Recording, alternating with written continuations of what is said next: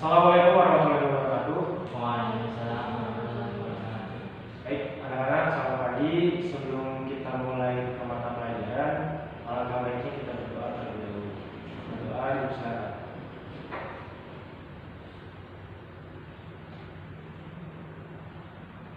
Berdoa selesai. Untuk kelas 11 IPS 3, apakah ada yang sakit, izin, apa atau masuk semua? Untuk semua, Pak. Masuk semua ya, oke. Baik. Nah, untuk hari ini kita akan belajar terkait proposal. Kita mulai dari pengertian. Pengertian dari proposal ini adalah sebagai suatu rancangan yang akan menjadi sebuah rangkaian kegiatan yang dituliskan secara sistematik. Adapun tujuan dari proposal tersebut atau proposal yang akan diajukan adalah untuk mencari izin atau persetujuan dari suatu pihak tertentu. Nah, biasanya juga proposal digunakan untuk mencari dana atau sponsorship. Nah, sudah tahu kan sponsorship seperti apa ya? Ya, jadi biasanya nih kalau kita mau bikin acara, nah, pasti kan kita ngajuin proposal tuh. Nah, selama pas kita ngajuin proposal, kita meminta dana kepada suatu pihak dan akan diberikan uang. Nah, biasanya proposal ini gunanya seperti itu. Oke.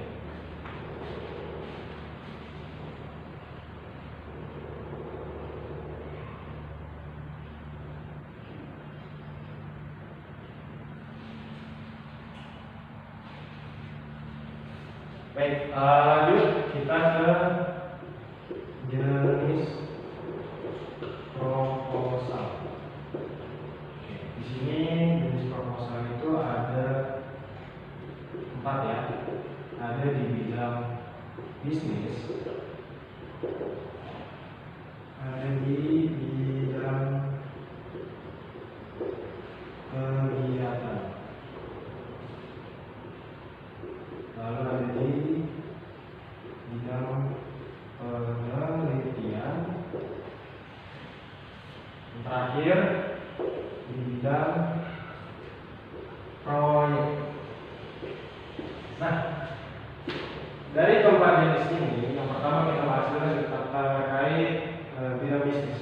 Nah, biasanya bidang bisnis ini diajukan untuk membuat bisa dibilang membuat suatu usaha ya. Atau misalnya kalian mau bangun PT atau CV. Nah, untuk membuat perusahaan ini, kalian mengajukan sebuah proposal bisnis yang diajukan kepada pihak tender atau pihak tertentu yang akan menjadi rekan bisnis kalian. Nah, selanjutnya ada di bidang kegiatan.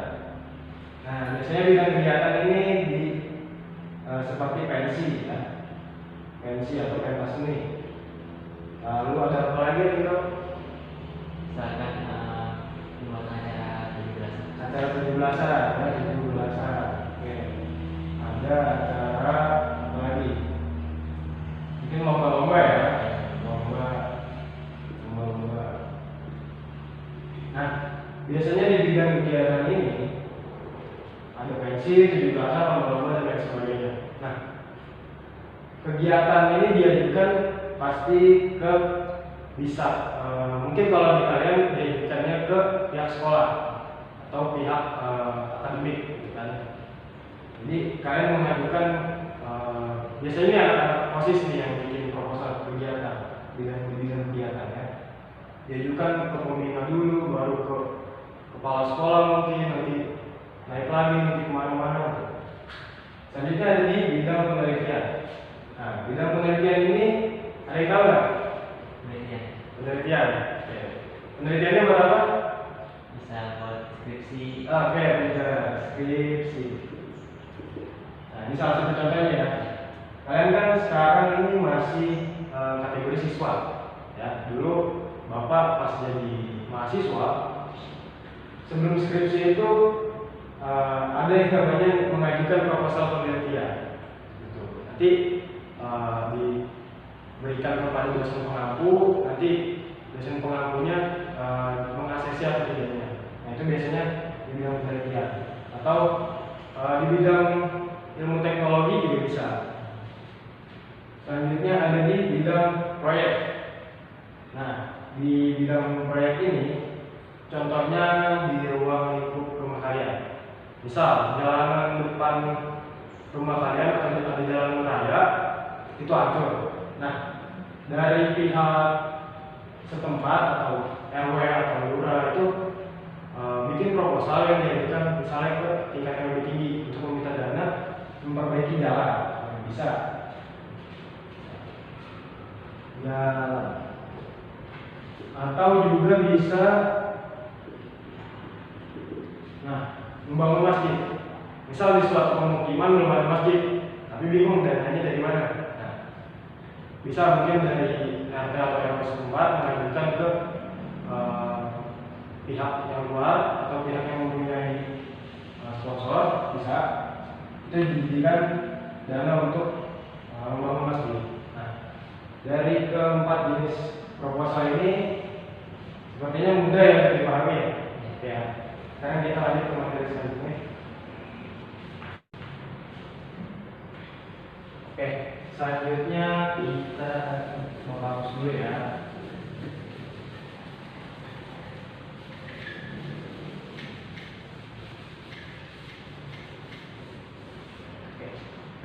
Selanjutnya unsur-unsur.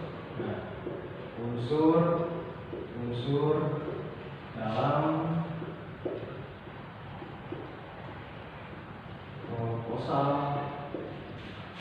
kegiatan.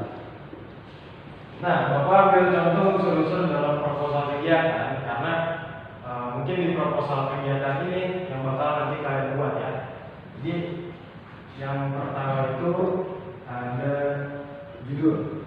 Nah, kalian tentuin dulu nih judulnya itu mau gimana. Misalnya kalian bikin acara, misalnya acara pensi, judulnya misalnya gemilang cahaya atau bagaimana. Nah, itu kalian harus pikirin dulu judulnya. Nah, yang kedua itu ada pendahuluan. Nah, ada yang tahu di pendahuluan ini ada apa aja? Ya? Ada latar belakang. Ada latar belakang. Latar belakang. Apa lagi? Ada tujuan kegiatan. Tujuan. Sebelum tujuan apa? Apa? Nah, ada rumusan. Rumusan masalah. Oke.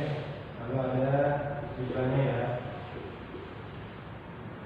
Nah, selanjutnya ada latar belakang masalah tujuan. Nah, isi dari pendahuluan. Latar belakangnya seperti apa, kira-kira seperti apa, lalu rumusan masalahnya, apa yang dipermasalahkan, dan cara penyelesaiannya apa tujuannya. Kemudian yang ketiga ada tujuan pustaka.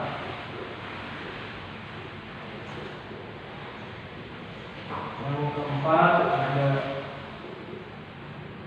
tanggal kegiatan. Yang kelima ada susunan kepanitiaan. Yang keenam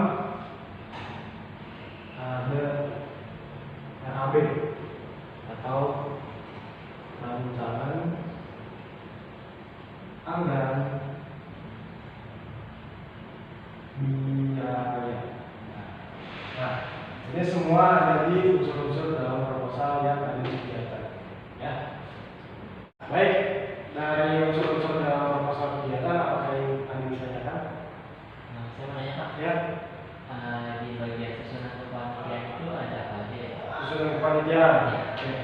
Di susunan kepanitiaan itu ada penanggung jawab ketua SC, ada ketua pelaksana, ada sekretarisnya, ada bendahara.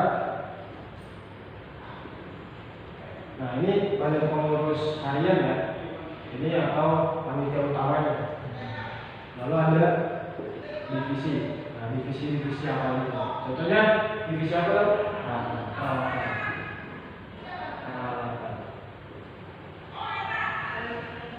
Dipahami ya? Apakah ada yang ingin tanya lagi? Udah cukup sih. Cukup, oke. Materi untuk proposal untuk sampai sini, mungkin Bapak bisa sambung lagi buat nanti cara bikin proposal. Oke? Untuk materi Bapak tutup, bila bisa dilihat pas lagi